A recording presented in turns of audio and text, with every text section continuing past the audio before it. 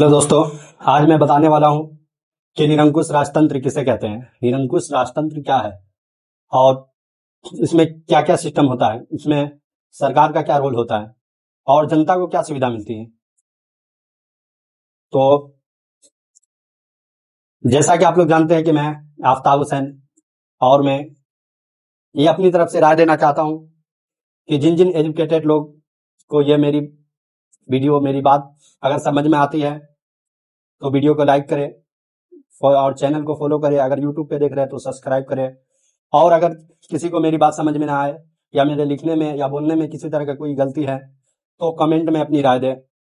आइए मैं टॉपिक पे चलते हूँ कि निरंकुश राजतंत्र क्या है। निरंकुश राजतंत्र वह शासन व्यवस्था है जिसमें शासक के पास सर्वोच्च और लगभग असीमित सत्ता होती है। निरंकुश राजतंत्र वह व्यवस्था है जिसमें शासक के पास सर्वोच्च यानी लगभग असीमित यानी कि पूरा कंट्रोल सत्ता होती है और शासक के निर्णयों पर संविधान, संसद या किसी अन्य संस्था का प्रभाव बहुत कम या बिल्कुल होता ही नहीं है।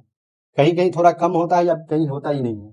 और सरल शब्दों में मैं ये कह दूं कि जिस राजतंत्र में शासक के हाथ में पूरी शासन शक्ति होती है, जिस राजतंत्र में शासक के हाथ में राजा या रानी यानी राजा या रानी के हाथ में पूरी शासन शक्ति होती है, वह बिना पर किसी प्रभावी संवैधानिक प्रतिबंध के शासन करता है, उसे निरंकुश राजतंत्र कहते हैं।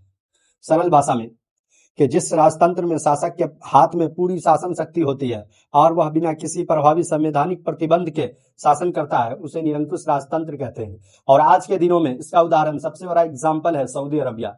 निरंकुश राजतंत्र का सबसे बड़ा उदाहरण यानी एग्जाम्पल सऊदी अरबिया है।